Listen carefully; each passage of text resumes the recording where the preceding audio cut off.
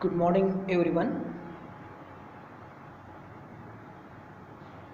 Yesterday, we learned the inertial and non-inertial frame of reference, which was important in understanding the concept of centrifugal force, which is considered to be a non-real or pseudo force. Today, we are going to study the applications of circular motion. Up to last lecture, we collect the number of concepts related with circular motion, like starting from definition of circular motion, periodic motion, radius vector, angular displacement, angular velocity, angular acceleration, relation between linear angular velocity, relation between linear and angular acceleration, and then the concept of centripetal force. Before that, the concept of centripetal acceleration, centripetal force and centrifugal force. These are the terms or concepts related with circular motion. Now we have to study the applications of circular motion, means the examples in which, actual examples in which the circular motion is used. So here we have to study applications of circular motion. Number one, first application is expression for speed of vehicle moving along plane curve road. When we move on the road, and sometimes there is a turn. At that turn, if you observe the surface of road, you will find the construction of surface of road which is different as compared to that on plain road. So instead of that construction, if the same road is kept plain, what will happen? What will be the speed of vehicle on such a road? That we have to find out. So consider here a vehicle of mass m moving with velocity v along the plane curve road of radius r.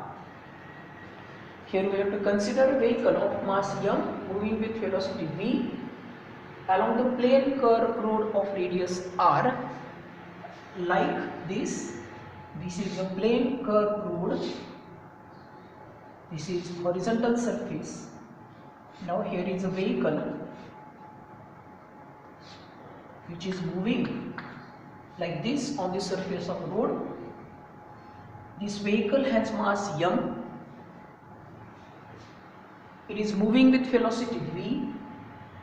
Small r is the radius of the circle. When this vehicle is on the plane curve road, the forces acting on the vehicle are: number one, its weight mg, which is acting vertically in downward direction, and second, the normal reaction on the surface of given by the surface, which is exactly perpendicular to the surface of road. This is normal reaction. There are two forces acting on this vehicle. Also there is another force acting on the vehicle is, this is the force of static friction between the surface of road and the wheels or tires of the vehicle. So consider here a vehicle of mass m moving with velocity v on plane curve road, horizontal surface of curve road of radius r. When it is on the surface, the forces acting on the vehicle are: number one, its weight mg, which is acting vertically in downward direction. Second, the normal reaction produced by the surface on the vehicle, which is acting vertically in upward direction.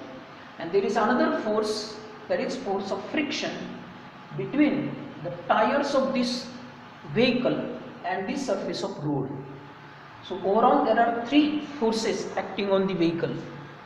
Now the relation between these two forces, this normal reaction which is exactly perpendicular to the surface of road, it balances weight of vehicle. So we can write capital N is equal to mg. Call this as equation number 1.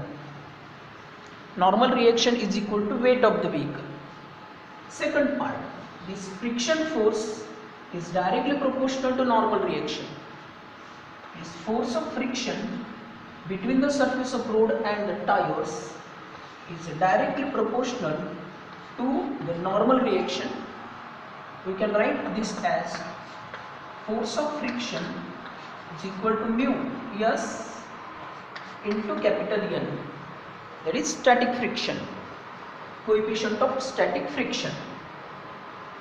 So call this as equation number 2. But as we observe, the direction of this force of friction is towards the center of circle, and we know that for circular motion of any object, the necessary centripetal force must be provided by some another force, and in this case the necessary centripetal force for the circular motion of this vehicle is provided by force of friction. So we can write here, but this force of friction is equal to centripetal force, it is mv square upon r, or in terms of angular velocity it can be written as r omega square. So this is centripetal force. Now we can write equation 1 and 2, equating equation 1 and 2. Here we can write here, instead of normal reaction, the equation 1, that is mg. So therefore force of friction is equal to mu into, instead of n, here equation 1, it is mg. Also force of friction is equal to, instead of force of friction we can write here mv square upon r equal to mu mg. And finally we can write here, therefore v square equal to mu rg, and finally v equal to square root of mu rg. So this is the expression for optimum speed of vehicle along the plane curve road, where v depends upon coefficient of static friction, here coefficient of static friction, mu r, it is radius of the curve path, and g is acceleration due to gravity. So from this relation it is clear that the optimum speed of vehicle on the plane curve road depends upon the coefficient of static friction. If we increase this coefficient of static friction, the speed increases. If we increase the radius of horizontal curve, then the speed can be increased. So by increasing radius and increasing coefficient of static friction, we can increase this speed. But for a certain road, this speed must be optimum, like this. If we increase the speed beyond this limit, the vehicle get thrown up from the surface of road. It is thrown up from the surface of road due to excessive speed as compared to this one. This is the limiting speed, beyond which we cannot increase the speed on that horizontal surface. Horizontal surface जो रोडचा असतो त्याच्यावर ही एवढी optimum speed लागते, याच्यापेक्षा जास्त जर speed आपण त्या व्हेकलला दिली तर व्हेकल रोडच्या खाली फेकल्या जाऊ शकतं, आपण टर्न नाही करू शकत ते तितक्या स्पीडमध्ये, त्याला मर्यादा लागते. मर्यादित स्पीड किती ते एवढी. तर हे झालं expression. Applications of circular motion म्हणजे सर्क्युलर मोशनचे उपयोग काय काय आहेत, त्यांच्यापैकी पहिला उपयोग की एखादं व्हेकल वाहन जर हॉरिझॉन्टल सरफेसवर टर्न होत असेल, फिरत असेल, प्लेन रोड आहे, कुठल्याही प्रकारचं त्याला अरेंजमेंट केलेले नाही, तशा रोडवर जर ते फिरत असेल तर त्याची स्पीड किती लागेल. मग आपण एक व्हेकल घेतलं ज्याचं मास आहे m, त्याची वेलोसिटी आहे v, त्या टर्नवर सरफेसवर जेव्हा तो फिरतं कर्व सरफेसवर, त्याची रेडियस आहे r. जेव्हा ते त्या सरफेसवर असेल तेव्हा त्याच्यावर कार्य करणारे दोन फोर्स महत्त्वाचे, पहिला mg ॲक्टिंग व्हर्टिकली इन डाऊनवर्ड डायरेक्शन, दुसरा आहे नॉर्मल रिएक्शन सरफेसला परपेंडिक्युलर. तिसरा एक महत्त्वाचा फोर्स याच्यावर काम करतो तो आहे घर्षण बल, friction force between surface of road आणि टायर त्या व्हेकलचे, त्याच्यामध्ये फोर्स ऑफ फ्रिक्शन असतो. हा जो नॉर्मल रिएक्शन असतो तो त्याच्या वजनाला बॅलन्स करतो, म्हणून n इक्वल टू टाकलं mg, त्याला म्हणजे इक्वेशन नंबर 1. हा जो फ्रिक्शनचा फोर्स असतो तो त्या नॉर्मल रिएक्शनला डायरेक्टली प्रोपोर्शनल असतो, म्हणून त्याला इथे लिहिलं force of friction is directly proportional to normal reaction. Proportional चिन्ह काढलं ते कॉन्स्टंट घ्यायचं असतं, त्या कॉन्स्टंटला म्हणत असतात कोएफिशियंट ऑफ फ्रिक्शन, इथं specially coefficient of static friction, कारण फोर्स ऑफ स्टॅटिक फ्रिक्शन आहे. So force of static friction becomes coefficient of static friction into normal reaction. ह्याला इक्वेशन नंबर 2 म्हटलं. पण इथे आपण काळजीपूर्वक पाहिलं तर फोर्स ऑफ फ्रिक्शनची डायरेक्शन ही सर्कलच्या सेंटरकडे आहे आणि आपल्याला माहित आहे की सर्क्युलर मोशनमध्ये नेसेसरी सेंट्रिपिटल फोर्स हा कोणीतरी प्रोव्हाइड करायला लागतो, कारण तो कसा आहे, रिअल फोर्स आहे. मग ह्या कंडिशनमध्ये ह्या व्हेकलच्या सर्क्युलर मोशनला सेंट्रिपिटल फोर्स कोण प्रोव्हाइड करेल, तर फोर्स ऑफ फ्रिक्शन. म्हणून force of friction equal to centripetal force, त्याचा फॉर्म्युला आपल्याला माहिती आहे mv²/r, अँग्युलर व्हेलॉसिटीच्या फॉर्ममध्ये mr². म्हणून फोर्स ऑफ फ्रिक्शनच्या ठिकाणी mv²/r टाकलं आणि नॉर्मल रिएक्शनच्या ठिकाणी इथे mg टाकलं. mv²/r इक्वल टू μmg, म्हणून v इक्वल टू तयार होतो μrg. याच्यावर क्लिअर होतं की ऑप्टिमम स्पीड जे असते, म्हणजे याच्यापेक्षा जास्त स्पीड आपण त्या हॉरिझॉन्टल कर्ववर वाढू शकत नाही. जर वाढवण्याचा प्रयत्न केला तर गाडी आपली रोडच्या खाली जाऊ शकते. ही ऑप्टिमम स्पीड आहे, लिमिटिंग स्पीड आहे, ही खूप कमी असते. जर 80च्या स्पीडनं तुम्ही प्लेन रोडवर गेलात अगोदर आणि टर्नवर 80च्या स्पीडनं जाण्याचा प्रयत्न केला तर ते शक्य नाही. काय करावं लागेल, तिथं स्पीड कमी करावं लागते. मग ती स्पीड किती असते, तर एवढी. जर आपण रेडियस वाढवू शकलो आणि कोएफिशियंट ऑफ फ्रिक्शन वाढवलं तर ती स्पीड वाढू शकते.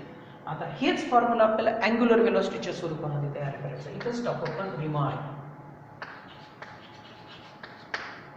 जर हा जो फॉर्म्युला आहे तुमचा μmg, याच्या ठिकाणी आपण mr²² टाकलं. So mr² equal to μs m into g. m cancel झालं. ω² बरोबर येतं μs into g divided by r, आणि फायनली ओमेगा इक्वल टू तयार होतो relation μs into g divided by r. Angular व्हेलॉसिटीचा फॉर्म्युला हा झाला. लिनियर स्पीडचा फॉर्म्युला ऑप्टिमम स्पीडचा, अँग्युलर स्पीडचा फॉर्म्युला. डिस्कचे वगैरे न्यूमरिकल्स तुम्हाला विचारले जातात, त्याच्यात तुम्ही हा फॉर्म्युला यूज करू शकता. सो ओमेगा इक्वल टू झालं μs into g divided by r square रूटमध्ये. अँग्युलर व्हेलॉसिटी वाढवायची तर काय करायची, त्या पाथची रेडियस कमी करायची आणि कोएफिशियंट ऑफ फ्रिक्शन वाढवायचं. तर हे झालं पहिलं ॲप्लिकेशन सर्क्युलर मोशनचं. So this is first application of circular motion, expression for speed of vehicle along the plane curve road. Similar example is given in that is well of death.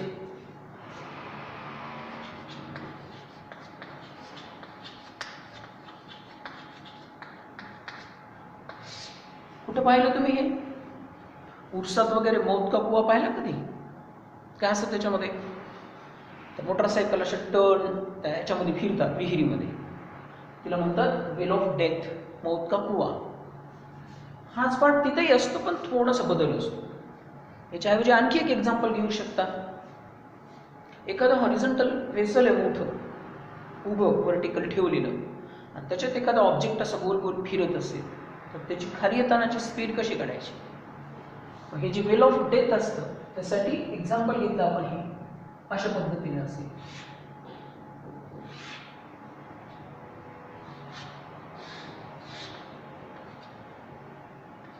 अशी circular motion असेल ऑब्जेक्टची, ह्या त्याच्या भिंती असतील त्या death well of डेथच्या. इथं समजा object आहे, आता त्याच्यावर कार्य करणारे force, the forces acting on this object which is performing circular motion between the two walls, rigid walls. or a vessel or a well of death. The forces acting on this object are, first, its weight mg, which is again as usual acting vertically in downward direction. There is another part, force of friction, which is acting vertically in upward direction now.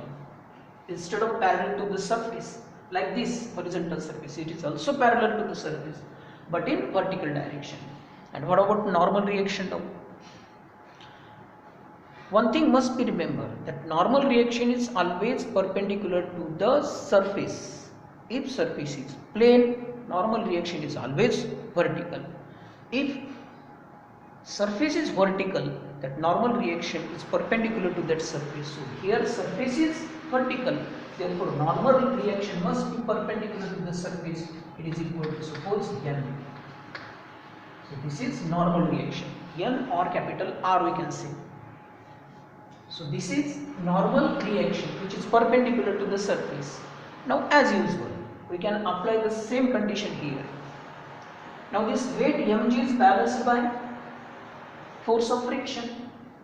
Therefore, force of friction is equal to mg for this equation number 1. Now see here carefully. This N is directed towards the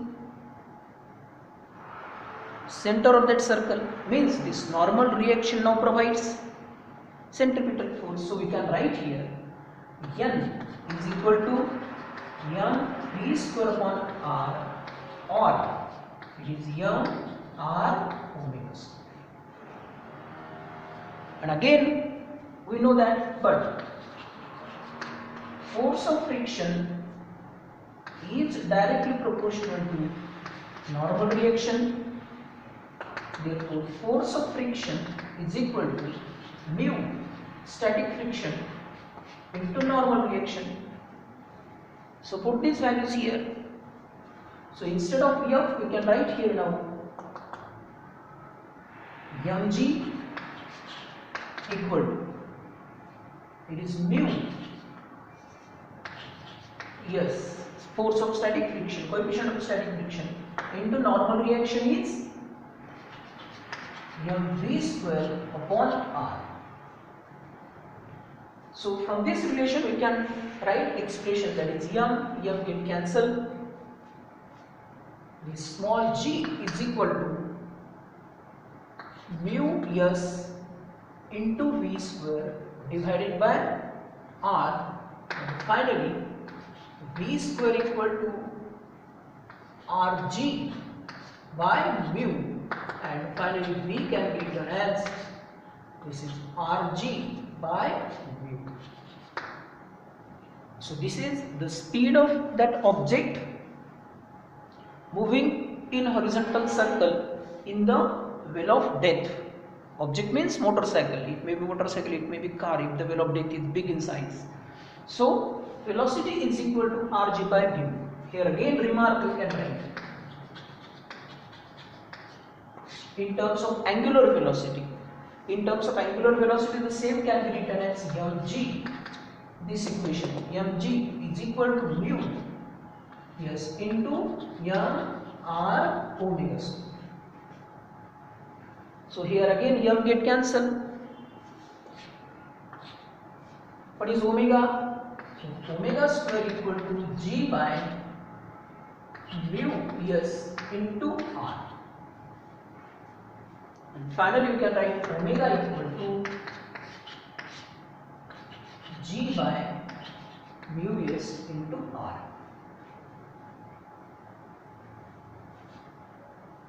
So this is the expression for angular velocity of that object, angular velocity of the vehicle or the motorcycle which is moving in well of death.